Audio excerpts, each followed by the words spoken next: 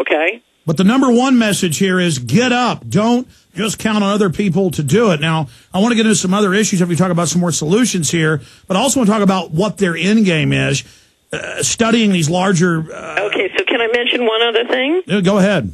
Stop giving them your data. There's Edwin Black. Have you ever had Edwin Black on? Yes. Edwin Black wrote the book about IBM building the database and computer systems for the Holocaust. Yes. Okay. Well, any kind of police state or any kind of slavery depends seriously on having the infrastructure you need, the database and computer infrastructure you need to manage large populations. So it's just like if you're a farmer and you have livestock, you need great data and great databases if you're going to manage the population. Ditto here. And what we're watching in the health care bill, in a variety of different legislations and policies, and now with the census, is the effort to build the definitive database infrastructure that will allow them to define where you live, who you live with, connect up your health care databases, connect up your tax information if they want to, connect up all sorts of private commercial information they have about your spending habits, use artificial Well, that's what this intelligence. bill does. It says the IRS looks at the health care you're getting and can take money out of your savings account, medical savings account. You were talking about how they're putting in new laws to track all your money or not let you get your money out of the country. The elites already pulled their money out. Now they want to make sure the middle class has to stay here and basically be sucked dry. Right. So what you want to do, the first thing you want to do is you want to get your data out of the system. Stop giving them data, okay? And there are lots of different ways you can do that. And then the second thing you want to do is you want to get out of the money system as much as possible anyway. So anything you can do to protect, to not make yourself a target, we can put our money in a stock, get a dividend, and then go buy water from the water company. But also, if we live in a rural area, we can just stop being in the middle, and we can go out and build a well. And then I don't need your stock, and I don't need your dividend. And that's why they're moving nationwide and worldwide to block people drilling their own wells. Well, that's why. So you want to, if you can, you want to live in an area where you still have the power to do that. Okay, we're running out of time, and it's clear I've got to have you back up for a full hour just on solutions.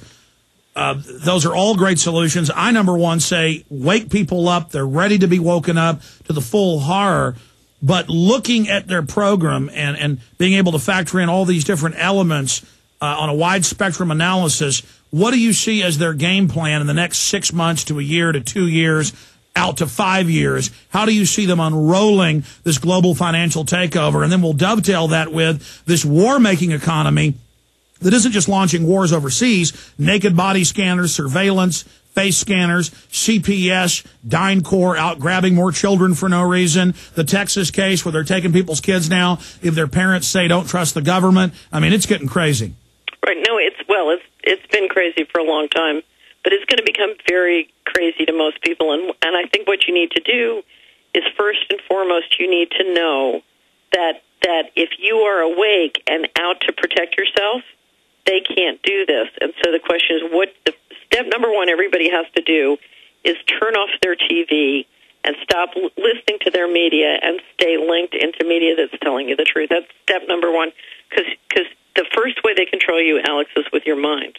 So the first step is get your mind clean. Don't let them control your mind.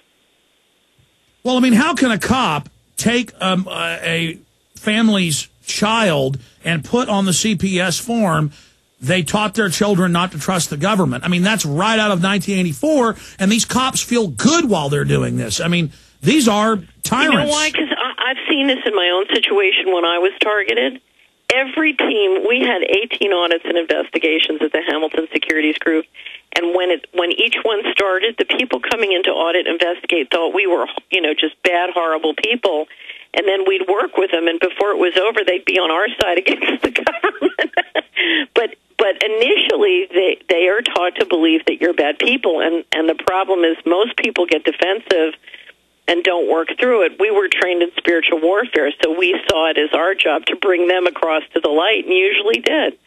And so, they really don't know, and it's hard, Alex, for you to fathom that the system is that ugly or that evil. They really don't know, many of them. So we got to turn them around.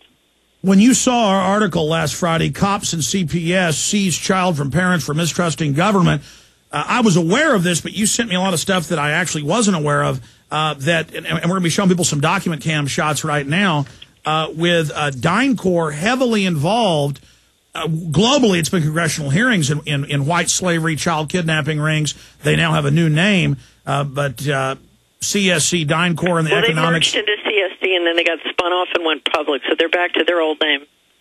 Okay, so, but I mean, I have all the mainstream news articles. This is literally a Legion of Doom, and that's all part of their military operation, and grabbing kids is very lucrative. Well, the scariest story in the world, and one that's hard for most people to get into, is the role of pedophilia. And pedophilia is a very old story, Alex. It's been used for years, as both a personnel benefit, if you will, and a form of entrapment. Once you get a file, once you get dirty pictures of somebody engaged in pedophilia, a politician or a business leader, you own them for life. It's one of the most economic ways to control there is. I hate to say it, but that's the reality. If you look at the history of narcotics trafficking and mortgage fraud in this country, it's intimately linked with pedophilia and sex slavery. I just hate to say it, that's the way it is. And I got onto DynCorp in the 90s because you had a couple of whistleblowers when DynCorp was a government contract.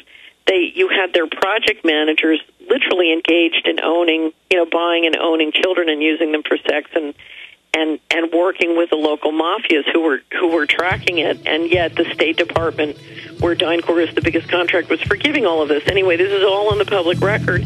And then DynCorp started to pop up in Child Protective Services contracts around the country. And we were in a tough... Stay there, Catherine. Okay. I'm going to have you back for a full hour soon on this subject, because I actually got death threats when I first started covering this about 8 years ago, when we learned about DynCorp, just modern slave traffickers.